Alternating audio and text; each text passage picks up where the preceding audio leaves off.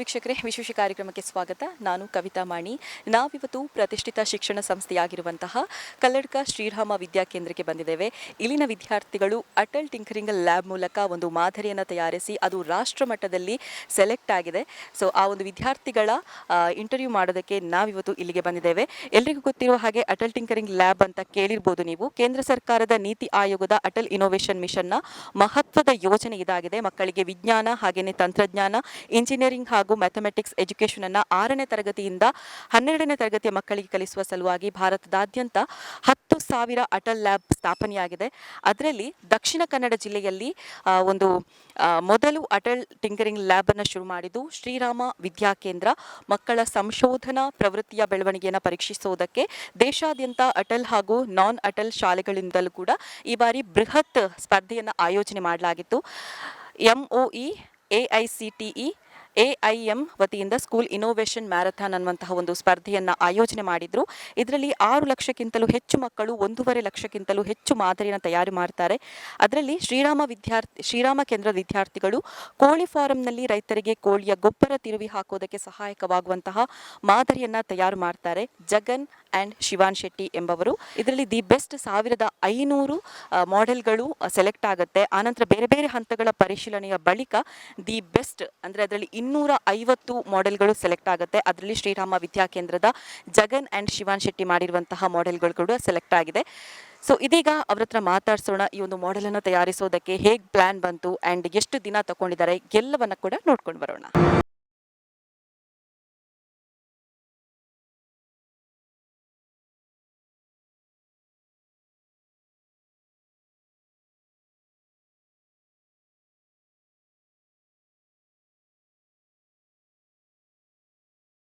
ಇದೀಗ ನಮ್ಮ ಜೊತೆಗೆ ಮಾತನಾಡೋದಕ್ಕೆ ವಿವೇಕಾನಂದ ವಿದ್ಯಾವರ್ಧಕ ಸಂಘದ ಅಧ್ಯಕ್ಷರಾಗಿರುವಂತಹ ಕಲ್ಲಡ್ಕ ಪ್ರಭಾಕರ್ ಭಟ್ ಅವರು ನಮ್ಮ ಜೊತೆಗಿದ್ದಾರೆ. ಬನ್ನಿ ಅವ್ರ ಹತ್ರ ಮಾತಾಡ್ಸೋಣ. ದಕ್ಷಿಣ ಕನ್ನಡ ಜಿಲ್ಲೆಯಲ್ಲೇ ಮೊದಲು ಈ ಒಂದು ಅಟಲ್ ಟಿಂಕರಿಂಗ್ ಲ್ಯಾಬನ್ನು ಸ್ಥಾಪನೆ ಮಾಡಿರೋದು ಶ್ರೀರಾಮ ವಿದ್ಯಾಕೇಂದ್ರ ಅನ್ನುವಂಥದ್ದು ಎಲ್ರಿಗೂ ಕೂಡ ಗೊತ್ತೇ ಇದೆ. ಇದೀಗ ಇಲ್ಲಿಯ ಮಕ್ಕಳು ಆ ಒಂದು ಲ್ಯಾಬ್ನ ಪ್ರಯೋಜನದಿಂದ ನ್ಯಾಷನಲ್ ಲೆವೆಲಲ್ಲಿ ಗುರುತಿಸಿಕೊಂಡಿದ್ದಾರೆ, ಹಾಗೆಯೇ ಸೆಲೆಕ್ಟ್ ಆಗಿದ್ದಾರೆ ಕೂಡ ಒಂದು ಮಾದರಿಯನ್ನು ತಯಾರಿಸಿ. ಇದ್ರ ಬಗ್ಗೆ ಎಷ್ಟು ಖುಷಿ ಇದೆ ಸರ್? ತುಂಬ ಖುಷಿ ಆಗ್ತಾ ಇದೆ. ಕಳೆದ 45 ವರ್ಷಗಳಿಂದ ನಾವು ಯೋಚನೆ ಮಾಡ್ತಾ ಇರೋದು ಬರೀ ಅಂಕಗಳಿಕೆಯನ್ನು ಮಾತ್ರ ಅಲ್ಲ, ಅವನ ಜೀವನದಲ್ಲಿ ವಿಕಾಸ ಆಗಬೇಕು. ಆ ವಿಕಾಸ ದೇಶಕ್ಕೆ ಅನುಕೂಲ ಆಗಬೇಕು. ಅದಕ್ಕೋಸ್ಕರ ರಾಷ್ಟ್ರೀಯ ಚಿಂತನೆಯನ್ನು ಬಿಂಬಿಸುವ ದೃಷ್ಟಿಯಿಂದ ಇಲ್ಲಿ ಶಿಕ್ಷಣ ನಡೀತಾ ಇದೆ. ಅದಕ್ಕೆ ಬೆಂಬಲವಾಗಿ ಅಟಲ್ ಟಿಂಕರಿಂಗ್ ಲ್ಯಾಬನ್ನು ಕಳೆದ 7-8 ವರ್ಷಗಳ ಹಿಂದೆ ಪ್ರಾರಂಭ ಮಾಡಿದ್ವಿ. ಜಿಲ್ಲೆಯಲ್ಲಿ ಮೊದಲು ಪ್ರಾರಂಭ ಆಗಿರುವಂಥ ಅಟಲ್ ಟಿಂಕರಿಂಗ್ ಲ್ಯಾಬ್ ಅನೇಕ ಮಕ್ಕಳನ್ನು ಬೆಳೆಸುವುದರಲ್ಲಿ ಅದು ಸಶಕ್ತವಾಗಿದೆ ಅಂತ ನಮ್ಮ ವಿಶ್ವಾಸ. ಈ ವರ್ಷ ಅವರ ಯೋಜನೆ ಇದೆ, ಕೇಂದ್ರ ಸರ್ಕಾರದ ಯೋಜನೆ ಇದೆ. ಸ್ಥಳೀಯ ಸಮಸ್ಯೆಗಳನ್ನು ಕೈಗೆ ತಕ್ಕೊಂಡು ಸ್ಥಳೀಯರು ಅದಕ್ಕೆ ಒಂದು ಪರಿಹಾರ ರೂಪದಲ್ಲಿ ಒಂದು ವೈಜ್ಞಾನಿಕ ಸಾಕ್ಷಾತ್ಕಾರವನ್ನು ಮಾಡುವಂಥ ರೀತಿಯಲ್ಲಿ ಯೋಚನೆ ಮಾಡಬೇಕು ಅಂತ. ಅದಕ್ಕೋಸ್ಕರ ನಮ್ಮ ವಿದ್ಯಾರ್ಥಿಗಳು ಜಗನ್ ಮತ್ತು ಶಿವಾನ್ ಅವರಿಬ್ಬರು ಆ ಸಾಧನೆಯನ್ನು ಮಾಡಿದ್ದಾರೆ. ಏನು ಕೋಳಿ ಸಾಕಣೆ ಕೇಂದ್ರ ಇದೆ, ಅದರಲ್ಲಿ ಬೀಳ್ತಾ ಇರುವಂಥ ಅವರ ಹಿಕ್ಕೆ ಮತ್ತು ಅದರಲ್ಲಿ ಉಳಿದಂಥದ್ದನ್ನು ಅದನ್ನೆಲ್ಲವನ್ನು ಬೇರ್ಪಡಿಸುವಂಥ, ಯಾಕೆಂದರೆ ಇವತ್ತು ಕೂಲಿಗಳು ಸಿಕ್ಕೋದಿಲ್ಲ, ಸಮಸ್ಯೆಗಳಿದೆ. ಅದಕ್ಕೋಸ್ಕರ ಅದಕ್ಕೆ ಬೇಕಾದಂಥ ಒಂದು ಸಣ್ಣ ಒಂದು ಯಂತ್ರವನ್ನು ಅವರು ತಯಾರು ಮಾಡಿದ್ದಾರೆ. ದೇಶದಲ್ಲಿ 1,00,000 ಆ ರೀತಿಯ ವಿದ್ಯಾರ್ಥಿಗಳನ್ನು ಕರೆದವರು ಆಯ್ಕೆ ಮಾಡಿದ್ದಾರೆ, ಹಂತದಲ್ಲಿ ಆಯ್ಕೆ ಮಾಡಿದ್ದಾರೆ. ನಮ್ಮ ಕೊನೆಯ ಹಂತದಲ್ಲಿ ಒಂದು 250 ವಿದ್ಯಾರ್ಥಿಗಳ ಮಟ್ಟದಲ್ಲಿ ನಮ್ಮ ವಿದ್ಯಾರ್ಥಿಗಳು ಆ ಒಂದು ಮಟ್ಟಕ್ಕೆ ಬಂದು ನಿಜವಾಗಿ ಒಂದು ದೊಡ್ಡ ಸಾಧನೆ ಮಾಡಿದ್ದಾರೆ ಅಂತ ಅನಿಸಿ. ಇದನ್ನು ಕೇಳಿದ ತಕ್ಷಣ ಇಲ್ಲಿದ್ದಂಥ ಒಂದಷ್ಟು ಕೋಳಿ ಸಾಕಣೆಗಾರರು ನಮಗೆ ಆ ಯಂತ್ರವನ್ನು ಮಾಡಿಕೊಡಿ ಅಂತ ಹೇಳುವಲ್ಲಿವರೆಗೆ ಬಂದುಬಿಟ್ಟಿದ್ದಾರೆ. ಅದಕ್ಕೆ ಇನ್ನೊಂದು ಸ್ವಲ್ಪ ದಿವಸ ಬೇಕು. ಸರ್ಕಾರದಿಂದ 1.5 ಲಕ್ಷ ರೂಪಾಯಿ ಅದಕ್ಕೆ ಅನುದಾನ ಸಿಗ್ತದೆ. ಒಬ್ಬ ಮೆಂಟರ್ ಸಿಗ್ತಾರೆ ನಮಗೆ ಹೇಳಿಕೊಡ್ಲಿಕ್ಕೆ. ಆ ಮಕ್ಕಳು ಅದನ್ನು ಕಲ್ತ್ಕೊಳ್ತಾರೆ ಅಂತ. ಯಾಕಂದರೆ ಸೃಜನಶೀಲತೆ ಇದೆ ಅಂತ. ಸೃಜನಶೀಲತೆಗೆ ಒಂದು ಬೆಂಬಲವಾಗಿ ನಿಲ್ತಾ ಇರುವಂಥ ಈ ಅಟಲ್ ಟಿಂಕರಿಂಗ್ ಲ್ಯಾಬ್ ವೈಜ್ಞಾನಿಕ ಮನೋಭಾವ ಇವತ್ತಿನ ದಿನಗಳಲ್ಲಿ ಭಾರಿ ಅಗತ್ಯವಾದಂಥ ಒಂದು ವಿಷಯ. ಆ ದೃಷ್ಟಿಯಲ್ಲಿ ವೈಜ್ಞಾನಿಕ ಮನೋಭಾವವನ್ನು ಬೆಳೆಸಬೇಕು. ಅದು ಸಮಾಜಕ್ಕೆ ಅನುಕೂಲ ಆಗಬೇಕು, ಸಮಾಜಕ್ಕೆ ಉಪಯೋಗ ಆಗಬೇಕು. ಅದರ ಮುಖಾಂತರ ದೇಶಕ್ಕೆ ಅದು ಶಕ್ತಿ ಕೊಡಬೇಕು ಅಂತ ಹೇಳುವಂಥ ದೃಷ್ಟಿಯಿಂದ ಅದನ್ನು ಮಾಡ್ತಾಯಿದ್ದೇವೆ. ತುಂಬ ಸಂತೋಷ ಆಗಿದೆ. ಆ 2 ಮಕ್ಕಳು ಕೆಲವು ವರ್ಷಗಳಿಂದ ಇದರಲ್ಲಿ ಕೆಲಸ ಮಾಡ್ತಾಯಿದ್ದಾರೆ. ಮಾಡ್ತಾ ಇವತ್ತೊಂದು ರಾಷ್ಟ್ರ ಮಟ್ಟದಲ್ಲಿ ಗುರುತಿಸುವ ಹಾಗೆ ಗುರುತಿಸುವುದೇ ನಾನು ಪ್ರಮುಖ ಅಂತ ಹೇಳುವುದಿಲ್ಲ, ಆದರೆ ಒಂದು ವೈಜ್ಞಾನಿಕ ಸಾಧನೆಯನ್ನು ಮಾಡಿದರಲ್ಲ, ಜನೋಪಯೋಗಿಯಾದಂಥ ಒಂದು ಕೆಲಸಗಳನ್ನು ಮಾಡಿದರಲ್ಲ, ಅದಕ್ಕೆ ಅವರಿಗೂ ಅಭಿನಂದನೆ. ಮುಂದಿನ ದಿನಗಳಲ್ಲಿ ಕೂಡ ಇವರು ಇನ್ನಷ್ಟು ಬೆಳೀತಾರೆ, ಇನ್ನಷ್ಟು ಮಕ್ಕಳನ್ನು ರೋಹಿಣಿ ಮಾತಾಜಿಯವರು ಅದನ್ನು ನಿರ್ಮಾಣ ಮಾಡ್ತಾರೆ ಅಂತ ಅಂದ್ಕೊಂಡಿದ್ದೇನೆ. ಅವರು ಕಳೆದ 7 ವರ್ಷದಿಂದ ಇಲ್ಲಿ ಕೆಲಸ ಮಾಡ್ತಾಯಿದ್ದಾರೆ, ಎಲ್ಲ ಮಕ್ಕಳಿಗೆ ಪ್ರೇರಣೆ ಕೊಡ್ತಾ ಇದ್ದಾರೆ. ಆ ದೃಷ್ಟಿಯಿಂದ ಮುಂದಿನ ದಿನಗಳಲ್ಲಿ ಕೆಲಸ ಮಾಡ್ತಾ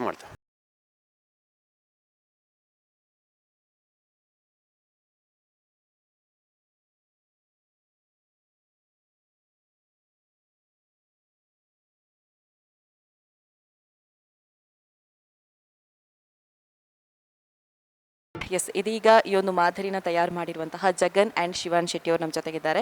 ಸೊ ಅವ್ರ ಹತ್ರ ಮಾತಾಡ್ಸೋಣ. ಎಸ್, ಮೊದಲನೇದಾಗಿ ಈ ಒಂದು ಪ್ಲ್ಯಾನ್ ಹೇಗೆ ಹೊಳಿತು ಅಂತ?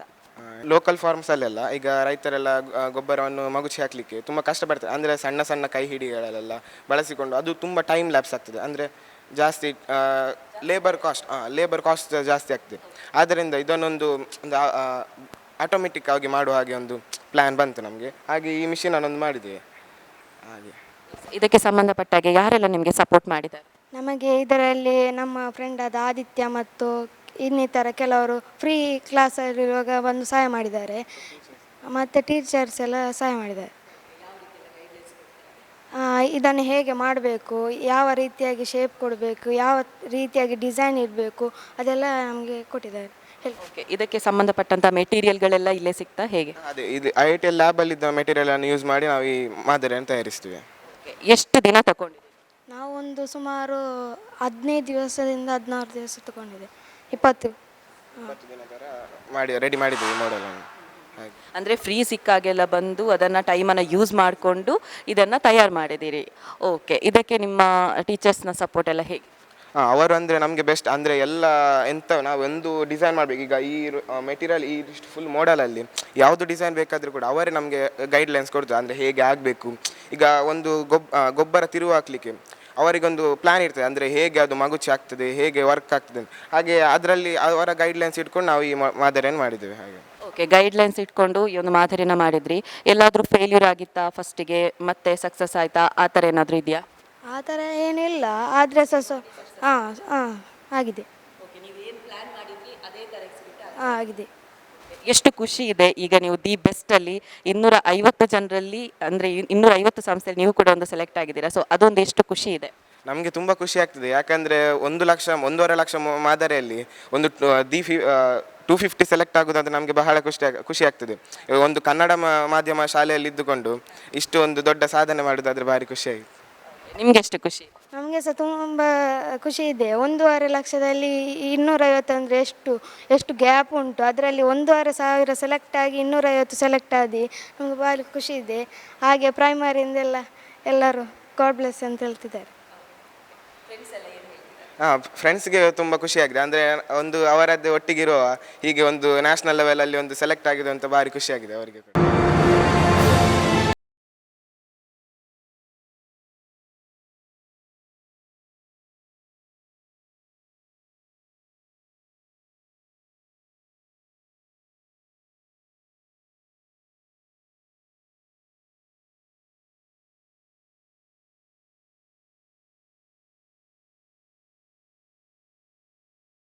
ಅಟಲ್ ಟಿಂಕರಿಂಗ್ ಲ್ಯಾಬ್ನ ಶಿಕ್ಷಕಿ ರೋಹಿಣಿ ಅವರಿದ್ದಾರೆ. ಸೊ ಬನ್ನಿ ಅವ್ರ ಹತ್ರ ಮಾತಾಡ್ಸೋಣ.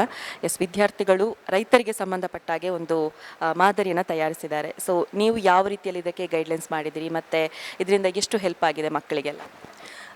ಈಗ ಇಲ್ಲಿ ಮಕ್ಕಳು ಅಟಲ್ ಟಿಂಕರಿಂಗ್ ಲ್ಯಾಬಿಗೆ ಸಾಮಾನ್ಯವಾಗಿ ಅವರಿಗೆ ಫ್ರೀ ಪೀರಿಯಡಲ್ಲಿ ಬರ್ತಾರೆ. ನಾವಿಲ್ಲಿ ಬೇಸಿಕ್ಸ್ ಆಫ್ ಎಲ್ಲ ಇಂಜಿನಿಯರಿಂಗ್ನ, ಅಂದರೆ ಎಲೆಕ್ಟ್ರಾನಿಕ್ಸ್, ಎಲೆಕ್ಟ್ರಿಕಲ್, ಆಮೇಲೆ ಮೆಕ್ಯಾನಿಕಲ್ ಇಂಜಿನಿಯರಿಂಗ್, ಆಮೇಲೆ ಸೆನ್ಸರ್ಸ್, ಆಮೇಲೆ IoT, ಇಂಟರ್ನೆಟ್ ಆಫ್ ಥಿಂಗ್ಸ್ ಅಂತ ಹೇಳ್ತೇವೆ, ಆಮೇಲೆ ರೋಬೋಟಿಕ್ಸ್, 3D ಮಾಡಲಿಂಗ್, ಎಲ್ಲ ಥರದ ಕೋಚಿಂಗ್ ಕ್ಲಾಸ್ಗಳನ್ನು ಅವರಿಗೆ ಕೊಡ್ತೇವೆ. ಸೊ ಆಮೇಲೆ ಐಡಿಯಾ ಜನರೇಷನ್ ಕಾಂಪಿಟೇಷನ್ ಅಂತ ಮಾಡ್ತೇವೆ. ಸೊ ಆವಾಗ ಮಕ್ಕಳಲ್ಲಿರುವಂಥ ಬೆಸ್ಟ್ ಐಡಿಯಾಸನ್ನು ಚಾಯ್ಸ್ ಮಾಡ್ತೇವೆ. ಸೊ ಈ ಸರಿ ಬಂದಿರುವಂತಹ, ಅಂದರೆ ನಾವು ಸ್ಥಾನೀಯವಾಗಿರುವಂತಹ ಸಮಸ್ಯೆಗಳನ್ನು ತಗೊಂಡು ಅದಕ್ಕೆ ಪರಿಹಾರ ಹುಡುಕುವಂತಹ ಮಾಡೆಲ್ಗಳಿಗೆ ಕಾನ್ಸಂಟ್ರೇಟ್ ಮಾಡ್ತೇವೆ ಇಲ್ಲಿ ಲ್ಯಾಬಲ್ಲಿ. ಸೊ ಹಾಗಾಗಿ ಈ ಸಲ ಬೆಸ್ಟ್ ಬಂದಿರುವಂತಹ ಈ ಒಂದು ಐಡಿಯಾವನ್ನು ತಗೊಂಡು ಕೋಳಿ ಫಾರ್ಮ್ನಲ್ಲಿ ರೈತರು ಅಂದರೆ ಗೊಬ್ಬರ ಮಗುಚುವಂತಹ ಒಂದು ಮಾದರಿ ಅದು ಬೆಸ್ಟ್ ಅಂತ ಅನ್ನಿಸ್ತು. ಸೊ ಅದನ್ನು ತಗೊಂಡು ಈ ಸಲ ಈ ಮಾದರಿಯನ್ನು ಮಾಡಿ ATL ಇನ್ನೋವೇಷನ್ ಮ್ಯಾರಥಾನ್ ಅಂತೇಳಿ ಆಲ್ ಓವರ್ ಇಂಡಿಯಾದಲ್ಲಿ ಒಂದು ಪ್ರಾಜೆಕ್ಟನ್ನು ಒಂದು ಸ್ಪರ್ಧೆಯನ್ನು ಮಾಡ್ತಾರೆ ATL ಇನ್ನೋವೇಷನ್ ಮಿಷನ್ನವರಿಂದ. ಸೊ ಅದಕ್ಕೋಸ್ಕರ ಈ ಮಾದರಿಯನ್ನು ಆಯ್ಕೆ ಮಾಡಿದ್ದೇವೆ. ಅದರಲ್ಲಿ ಸಾಧಾರಣ 6 ಲಕ್ಷದಷ್ಟು ವಿದ್ಯಾರ್ಥಿಗಳು ಆಯ್ಕೆಯಾಗಿ 1.5 ಲಕ್ಷದಷ್ಟು ಮಾದರಿಗಳು ಆಯ್ಕೆಯಾಗಿರುತ್ತೆ. ಸೊ ಅದರಲ್ಲಿ ದಿ ಬೆಸ್ಟಲ್ಲಿ ವಾಪಸ್ 1,500 ಆ್ಯಂಡ್ ಮತ್ತೆ ಪರಿಶೀಲನೆ ನಡೆಸಿ 250 ಅದರಲ್ಲಿ ದಿ ಬೆಸ್ಟ್ ಆಗಿದ್ದಾರೆ. ಸೊ ಎಷ್ಟು ಖುಷಿ ಆಗ್ತಾ ಇದೆ ಈ ಒಂದು ಸಂಸ್ಥೆ ಬಗ್ಗೆ ಹಾಗೆಯೇ ವಿದ್ಯಾರ್ಥಿಗಳ ಬಗ್ಗೆ? ತುಂಬಾ ಖುಷಿ ಆಗ್ತಾ ಇದೆ. ಈಗ ಆಲ್ ಓವರ್ ಇಂಡಿಯಾ ಈ ಬಾರಿ ಸ್ಕೂಲ್ ಇನ್ನೋವೇಷನ್ ಮ್ಯಾರಥಾನ್ ಅಂತೇಳಿ ಸುಮಾರು ನಮ್ಮ ಭಾರತದಾದ್ಯಂತ 10,000 ATLಗಳಿದೆ. ಈ ಬಾರಿ ಏನು ಮಾಡಿದ್ದಾರೆ ಅಂದರೆ ATL ಮತ್ತು ನಾನ್ ATL ಎಲ್ಲ ಸ್ಕೂಲ್ಗಳಿಂದ ಅವಕಾಶ ಕೊಟ್ಟಿದ್ದಾರೆ. 6.5 ಲಕ್ಷಕ್ಕೂ ಹೆಚ್ಚಿನ ಮಕ್ಕಳು, 1.5 ಲಕ್ಷಕ್ಕೂ ಹೆಚ್ಚಿನ ಪ್ರಾಜೆಕ್ಟ್ ಸಬ್ಮಿಷನ್ ಆಗಿರುವಂಥದ್ದು. ಅದರಲ್ಲಿ ಪ್ರಥಮ ಸುತ್ತಿನಲ್ಲಿ 1,500 ಮಾದರಿ, ಅದರಲ್ಲಿ ನಮ್ಮ ಮಾದರಿ ಸೆಲೆಕ್ಟ್ ಆಗಿತ್ತು. ಆಮೇಲೆ ಬೇರೆ ಬೇರೆ ಹಂತಗಳ ಒಂದು ಪ್ರಾಸೆಸಿಂಗ್ ಇತ್ತು, ಸೆಲೆಕ್ಷನ್ ಪ್ರಾಸೆಸಿಂಗ್. ಅದರ ನಂತರ ದಿ ಬೆಸ್ಟ್ 250 ಮಾಡೆಲ್ಗಳು ಫಂಡಿಂಗಿಗೆ ಅಂತ ಸೆಲೆಕ್ಟ್ ಮಾಡ್ತಾರೆ. ಸೊ ಅದರಲ್ಲಿ ನಮ್ಮ ಮಾದರಿ ಆಯ್ಕೆಯಾಗಿದೆ. ತುಂಬ ಖುಷಿ ಆಗ್ತಾ ಇದೆ. ಮಕ್ಕಳ ಸಾಧನೆಯ ಬಗ್ಗೆ ತುಂಬ ಹೆಮ್ಮೆ ಇದೆ. ಸಂಸ್ಥೆಯಿಂದ ತುಂಬಾ ನಮಗೆ ಸಪೋರ್ಟನ್ನು ಕೊಡ್ತಾ ಇದ್ದಾರೆ. ಇವಾಗ 50% ಫಂಡ್ ಬಂದಿದೆ ಅಂತ ಹೇಳಿದರೆ ಅದು ಸಾಮಾನ್ಯದ ವಿಚಾರ ಅಲ್ಲ. ಸೊ ಇದ್ರ ಬಗ್ಗೆ ಹೇಳೋದು? ಸೊ ಇದಂತೂ ತುಂಬ ನಾವು ಹೆಮ್ಮೆ ಪಡುವಂಥ ವಿಷಯ. ಈಗ ಸುಮಾರು 1.5 ಲಕ್ಷದಷ್ಟು ಅವರು ಒಂದೊಂದು ಮಾಡಲಿಗೆ ಕೂಡ 1.5 ಲಕ್ಷದಷ್ಟು ಫಂಡಿಂಗನ್ನು ಮಾಡ್ತಾರೆ. ಈಗ ಫಸ್ಟ್ ಅದರಲ್ಲಿ 50% ಸ್ಯಾಂಕ್ಷನ್ ಮಾಡ್ತಾರೆ. ಅದರಲ್ಲಿ ಪ್ರೊಟೋಟೈಪನ್ನು ನಾವು ಮಾಡಿ ತೋರಿಸ್ಬೇಕು ಅವರಿಗೆ. ATL ಇನ್ನೋವೇಷನ್ ಮಿಷನ್ನ ಕಡೆಯಿಂದಲೇ ನಮಗೆ ಮೆಂಟರ್ಶಿಪ್ಪನ್ನು ಅವರು ಒದಗಿಸ್ತಾರೆ. ಒಂದೊಂದು ಇಂಜಿನಿಯರಿಂಗ್ ಕಾಲೇಜಲ್ಲಿ ಇನ್ಕ್ಯುಬೇಷನ್ ಸೆಂಟರ್ಗಳಿರ್ತವೆ. ಅಲ್ಲಿ ಮಕ್ಕಳನ್ನು ಒಂದು 3 ದಿನದ ಟ್ರೈನಿಂಗಿಗೆ ನಮ್ಮನ್ನು ಕಳಿಸ್ತಾರೆ. ಅಲ್ಲಿ ಸ್ಪೆಷಲ್ ಕೋಚಿಂಗಿಗೆಲ್ಲ ಕೊಡ್ತಾರೆ. ಆಮೇಲೆ ಅಲ್ಲಿದ್ದು ನಾವು ಈ ಪ್ರಾಜೆಕ್ಟನ್ನು ಡೆವಲಪ್ ಮಾಡಿ ರಿಯಲ್ ಟೈಪ್ ಪ್ರಾಜೆಕ್ಟನ್ನು ಮಾಡಬೇಕಾಗ್ತದೆ. ಆಮೇಲೆ ಮತ್ತೆ ಸ್ಕ್ರೀನಿಂಗ್ ಇರ್ತದೆ. ಟಾಪ್ 10 ಬಂದರೆ ಡೆಲ್ಲಿಯಲ್ಲಿ ನಡೆಯುವಂತಹ ಎಕ್ಸಿಬಿಷನಲ್ಲಿ ನಮಗೆ ಪಾರ್ಟಿಸಿಪೇಟ್ ಮಾಡೋ ಅವಕಾಶ ಇರ್ತದೆ.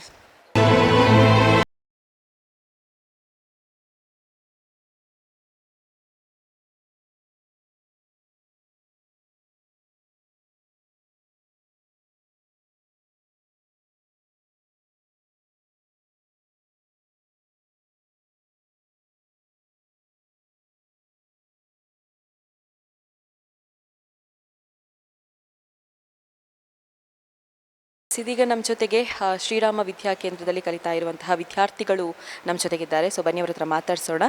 ಎಸ್, ನಿಮ್ಮ ಹೆಸರು, ಯಾವ ಕ್ಲಾಸಲ್ಲಿ ಕಲಿತಿದ್ದೀರಿ? ನನ್ನ ಹೆಸರು ಆಕಾಶ್ ಅಂತ. ನಾನು ಸೆಕೆಂಡ್ PUC PCMC ತಗೊಂಡಿದ್ದೇನೆ. ಓಕೆ. ಅಟಲ್ ಟಿಂಕರ್ ಲ್ಯಾಬಿಂದಾಗಿ ನಿಮಗೆ ಎಷ್ಟು ಪ್ರಯೋಜನ ಸಿಕ್ಕಿದೆ? ಇದರಿಂದಾಗಿ ಎಷ್ಟು ಬೆನಿಫಿಟ್ ಆಗಿದೆ ನಿಮಗೆ? ಇದಕ್ಕಿಂತ ಮುಂಚೆ ನಮಗೆ ಎಲೆಕ್ಟ್ರಾನಿಕ್ಸ್ ಬಗ್ಗೆ ಅಷ್ಟು ಐಡಿಯಾ ಇರಲಿಲ್ಲ.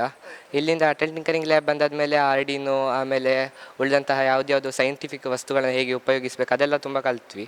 ಆಮೇಲೆ ಇದರಿಂದ ತುಂಬ ಪ್ರಯೋಜನ ಆಯಿತು. ನಮಗೆ ಹೊರಗಡೆ ಹೋಗಿ ಮಾತಾಡೋದು ಅದೆಲ್ಲ ನಮಗೆ ಅಪ್ಗ್ರೇಡ್ ಆಯಿತು ನಮ್ಮದು. ಆಮೇಲೆ ಲ್ಯಾಪ್ಟಾಪ್ ಅದೆಲ್ಲ ಹೇಗೆ ಯೂಸ್ ಮಾಡೋದು, ಕೋಡಿಂಗ್, ಆ ಥರ ತುಂಬ ವಿಷಯಗಳನ್ನ ನಾವಿಲ್ಲಿ ಕಲ್ತಿದ್ದೇವೆ.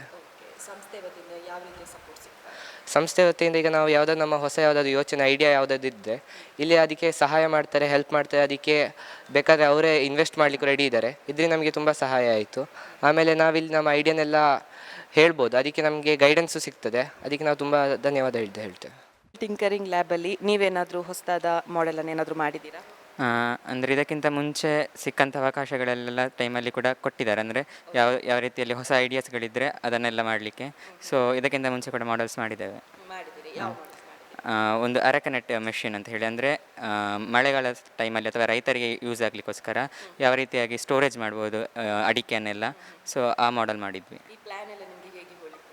ಅಂದರೆ ಅದಕ್ಕೋಸ್ಕರ ವರ್ಕ್ಶಾಪ್ ಮಾಡ್ತಾರೆ. ಮತ್ತು ಬೇರೆ ಬೇರೆ ರೀತಿಯ ಐಡಿಯಾಸ್ಗಳಿದ್ದರೆ ನಮ್ಮಿಂದ ಯಾವುದಾದ್ರು ಸಿಕ್ಕಿದರೆ ಅದನ್ನು ನಮ್ಮ ಮಾತಾಜಿ ಶ್ರೀಮನ್ಗಳು ತಗೊಳ್ತಾರೆ. ಸೊ ಅದಕ್ಕೆ ಬೇಕಾದ ಗೈಡೆನ್ಸ್ ಎಲ್ಲ ಕೊಡ್ತಾರೆ. ಹಾಂ. ಸೊ ನಮಗೆ ಹೊಸ ಹೊಸ ಇನ್ವೆನ್ಷನ್ ಯಾವುದಾದ್ರು ಮಾಡಲಿಕ್ಕಿದ್ರೆ ಅಥವಾ ಯಾವ ರೀತಿಯ ಗ್ಯಾಜೆಟ್ಸ್ಗಳನ್ನು ಯೂಸ್ ಮಾಡಬೇಕು ಅಥವಾ ನಮ್ಮಲ್ಲಿರುವ ಐಡಿಯಾಸ್ಗಳಿಗೆ ಎಲ್ಲ ಪೂರಕವಾಗಿ ಎಲ್ಲ ರೀತಿಯಲ್ಲಿ ಹೆಲ್ಪ್ ಆಗ್ತುಂಟು ಇಲ್ಲಿ.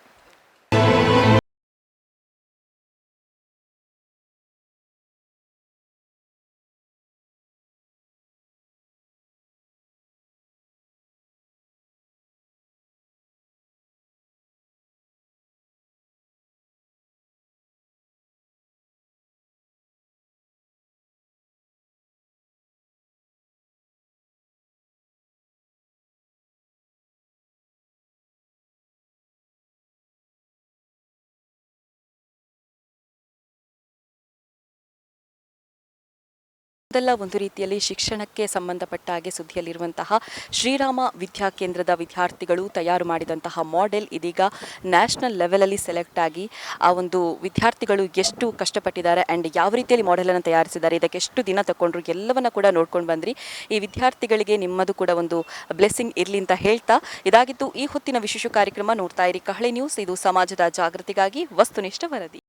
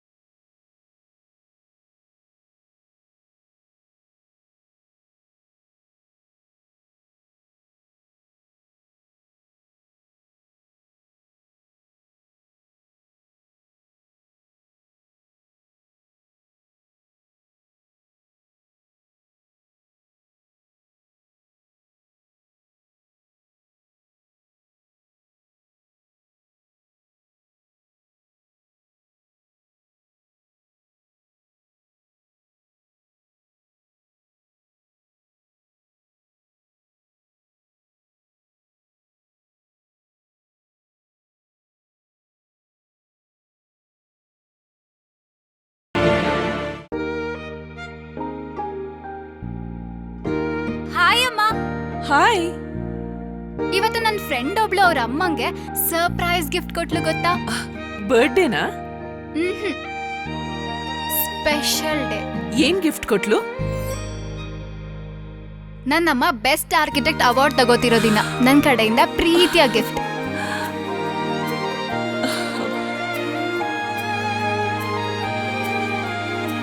ಉಳಿಯಾ ಜ್ಯುವೆಲ್ಸ್, ಸೌಂದರ್ಯಕ್ಕೆ ಸಾಂಪ್ರದಾಯಿಕ ಕೊಡುಗೆ.